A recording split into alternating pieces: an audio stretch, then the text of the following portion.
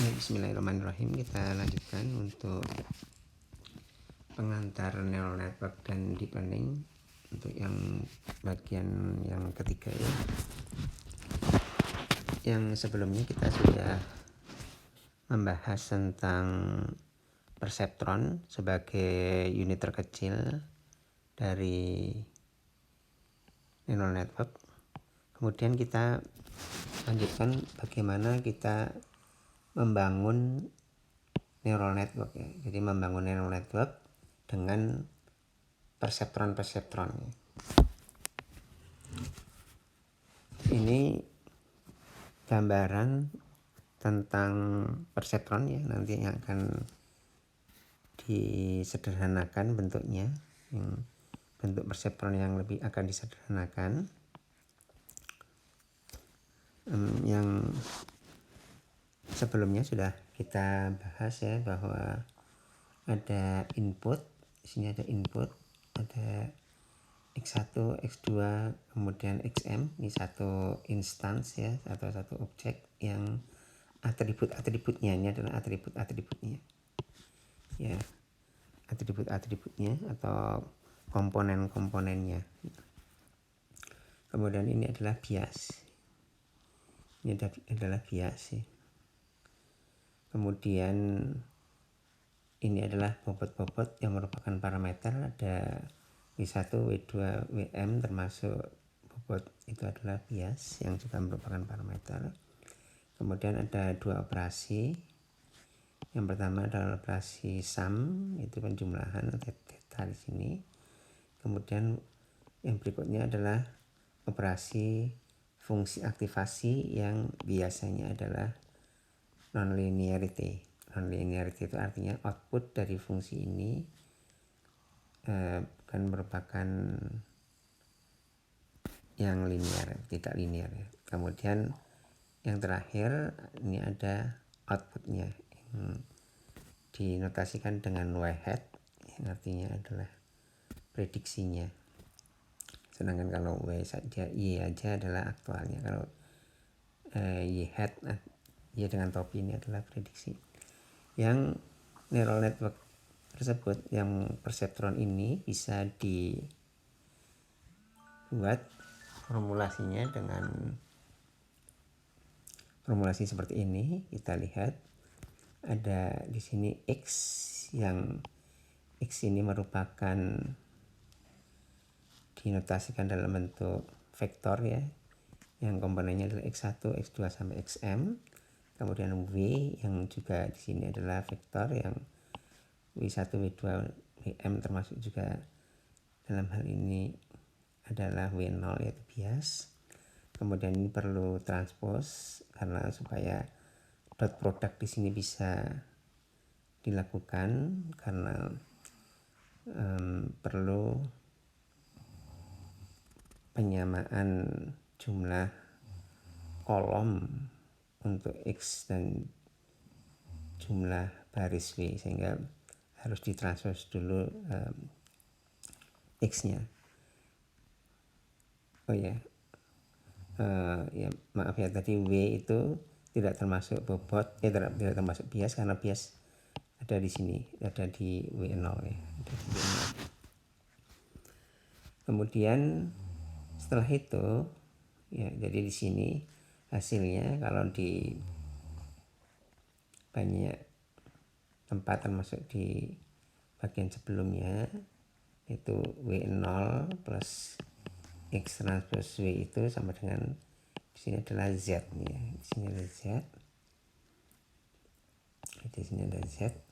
Kemudian ada fungsi nonlinear, fungsi aktivasi ini lagi ini kemudian hasilnya adalah ini adalah outputnya. Oke, kita lihatkan. Ini adalah bentuk yang disederhanakan dari sebuah perseptron, di mana untuk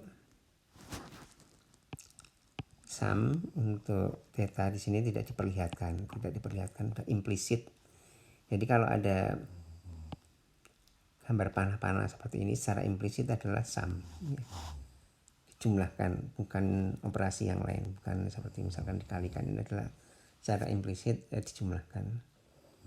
Kemudian ini tadi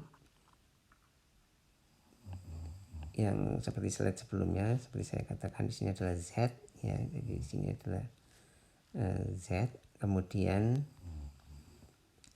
ada fungsi aktivasi di sini yang kemudian juga tidak digambarkan bentuknya. Di sini tidak digambarkan, ada lingkaran yang merupakan komputasi fungsi aktivasi. Ini adalah bentuk penyederhanaan dari perseptron ya, dari sebuah perseptron yang sama seperti sebelumnya, tapi hanya bentuknya lebih disederhanakan saja lagi. Kita lanjutkan ya. Bagaimana kalau perseptron itu mempunyai output yang lebih dari satu ya, multi output.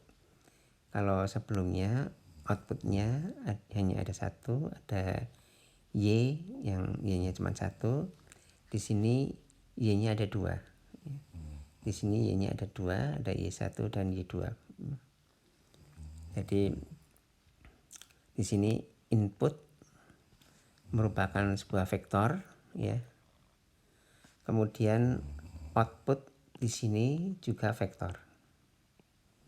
Kalau yang sebelumnya inputnya adalah vektor, jadi sebuah instance dinyatakan dalam sebuah vektor. Sebuah instance itu misalkan sebuah teks atau sebuah image dinyatakan dalam sebuah vektor, yang misalkan kalimat itu terdiri dari kata-kata, atau image itu misalkan terdiri dari piksel. Kemudian outputnya kalau di slide sebelumnya hanya satu, artinya itu skalar, artinya nilainya misal bilangan real. Kalau di sini ada dua, yang artinya merupakan vektor yang terdiri dari dua bilangan real.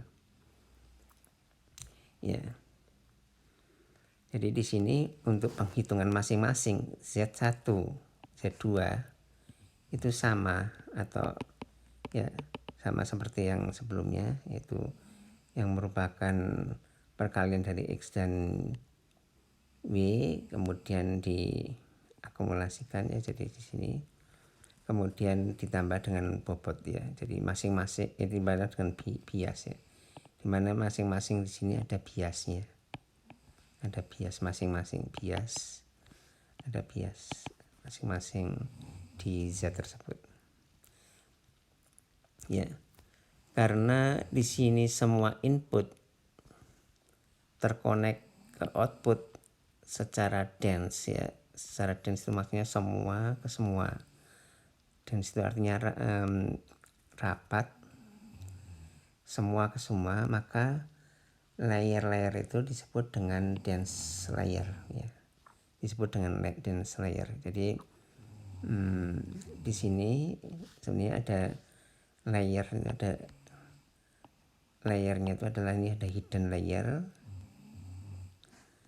kemudian ini ada output layer, ini ada hidden layer, ada output layer, kemudian di sini ada input layer. Kenapa saya sebut dulu hidden dan output? Karena biasanya kalau yang disebut hidden yang layer sesungguhnya itu adalah yang hidden dan output, di mana keduanya ada komputasi atau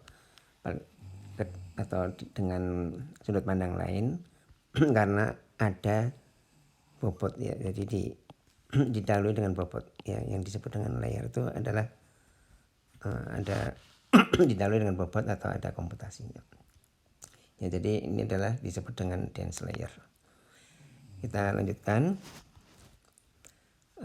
Bagaimana kalau kita mengcoding dense layer ya. Kita membuat coding dense layer. Ini adalah membuat coding dense layer dari scratch ya.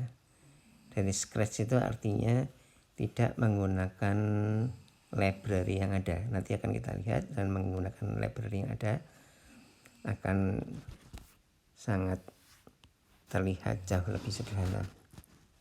Jadi di sini seperti misalkan yang pertama adalah diinisialisasi bobotnya dan biasnya ya. Bobotnya dan biasnya yang di sini ada disebutkan berapa jumlahnya, dimensi input, dimensi outputnya untuk baik itu untuk yang bobot maupun yang untuk bias ya. Kemudian yang berikutnya ini adalah bagaimana untuk kemudian penghitungan tadi, yang penghitungan menggunakan sum atau theta tadi. Kemudian setelah itu di outputkan, kemudian di sini dilibatkan G tadi, dimana G itu misalkan adalah sigmoid ya. Jadi di sini digambarkan membuat coding dari scratch, membuat coding untuk dance ya, untuk dance layer. Kita lanjutkan ya.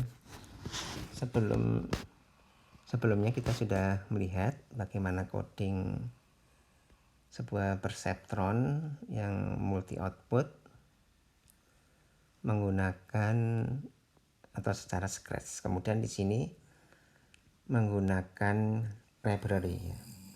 Library di sini library TensorFlow, dan di sini ada yang disebut dengan Keras ya. Ya, jadi Keras itu adalah high levelnya, API high levelnya, kemudian yang di bawahnya menggunakan TensorFlow. Kita lihat di sini untuk mengcoding sebuah layer ya, sebuah layer misalkan di sini layernya ya. Layernya di sini jumlahnya ada 2 unit ya, unitnya ada 2. Di sini yang dense dan jumlahnya ada 2 unit atau 2 node. Ya, kemudian kita lanjutkan untuk bentuk yang lebih umum, di mana di sini ada hidden layernya. Ini hidden layernya ada sejumlah D1. Jadi unitnya ada, hiddennya ada sejumlah D1. Untuk outputnya masih sama, jumlahnya 2. Yang perlu diperhatikan di sini adalah notasi juga. Notasi ini ada notasi di sini, ada notasi superscript dan dikurungin. Ini artinya layer pertama ini adalah layer kedua. Jadi layer pertama itu adalah ini, dan layernya layer kedua itu adalah ini. Jadi di sini disebut adalah satu hidden layer sebenarnya outputnya. Kemudian secara keseluruhan ada dua layer ya. Jadi single layer itu maksudnya pertama adalah hidden layernya ada 2. Kita lihat di sini ada Z, ini ada Z, persamaannya yang sama seperti sebelumnya pada prinsipnya, seperti slide sebelumnya. Kemudian ada persamaan yang kedua adalah persamaan untuk Y. Yang perlu diperhatikan di sini, yang perlu diingat-ingat bahwa di masing-masing di sini itu ada bias. Masing-masing node di sini ada bias, yang di sini dengan W0. Kemudian masing-masing di sini juga ada bias ya. Kemudian kita lihat bahwa fungsi aktivasi itu ada di setelah di sini, setelah Z. Jadi fungsi aktivasi ini ada di setelah Z di sini. Kemudian di sini tidak ada fungsi aktivasi di gambar ini, di diagram ini. Di sini setelah Y ini tidak ada fungsi aktivasi. Jadi fungsi aktivasi yang G ini adalah di sini ya. Nanti akan kita lihat fungsi aktivasi bisa juga ada di setelah Y, yang biasanya bukan sigmoid tapi adalah yang lain. Kita lanjutkan. Ini contoh untuk bagaimana sebuah unit atau sebuah node di hidden layer di sini, misalkan Z2 ya. Z2 di sini digambarkan bagaimana Z2 itu adalah X1 kali W1 W2 X2 kali W2 2,2 kemudian XM WM XM ya. Jadi di sini contohnya untuk input X-nya sampai M. Kemudian yang perlu diperhatikan di sini adalah juga notasi. Notasi di sini ada W, misalkan W1,2 kemudian 1. Ini maksudnya adalah ini itu adalah layernya ya. Jadi layer pertama, kemudian 1 itu adalah asalnya, jadi dari X1, ini dari X1. Kemudian 2 itu adalah menuju kemana, ini artinya menuju ke Z2 gitu ya. Ini adalah notasi yang digunakan biasanya seperti itu. Kita lanjutkan ya. Jadi tadi udah disebutkan bahwa layer itu layer yang dense ya. Dense itu kemudian supaya menyederhanakan digambarkan dengan seperti ini. Jadi tidak perlu panah yang banyak, tapi digambarkan dengan seperti ini. Jadi untuk penyederhanaan bisa digambarkan seperti ini. Dan kita lihat untuk codingnya ya. Codingnya menggunakan library Keras dan TensorFlow ini kita lihat akan sangat sederhana. Di sini ada 2 layer, yang ini layer hidden dan layer yang kedua adalah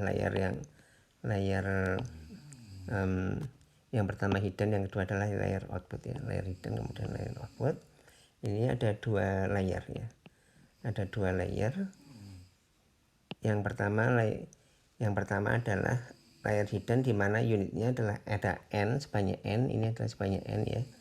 Kemudian yang kedua ada 2, ini ada yang output ada 2 unitnya. Kemudian kita lihat bahwa ini adalah jenis network yang sequence ya, ini sequence ya. Kemudian ini yang slide sebelumnya, kemudian ini slide sesudahnya. Kita lihat bisa juga layernya ada beberapa. Kalau tadi layernya hanya input layernya 1, kemudian ada output layernya 1, kemudian bisa juga ada beberapa layer di sini yang bisa layernya itu ada bisa banyak, dan semua ini adalah dense seperti ini. Jadi hidden layernya yang banyak ya. Jadi hidden layernya ada beberapa. Kalau outputnya hanya 1. Iya.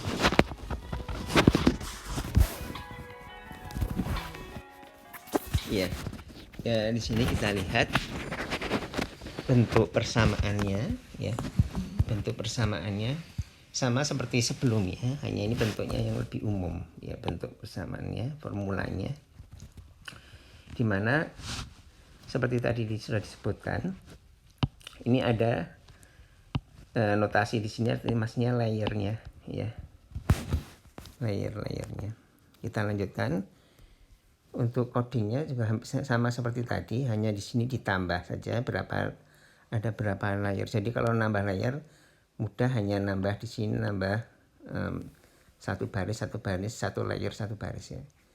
Jadi layer itu merupakan salah satu konsep inti dari neural network, dan bagaimana itu membuat layer akan sangat dipermudah dengan adanya library seperti TensorFlow dan Keras. Ya, seperti itu untuk bagian ketiga. Nanti akan kita lanjutkan insya Allah untuk bagian berikutnya.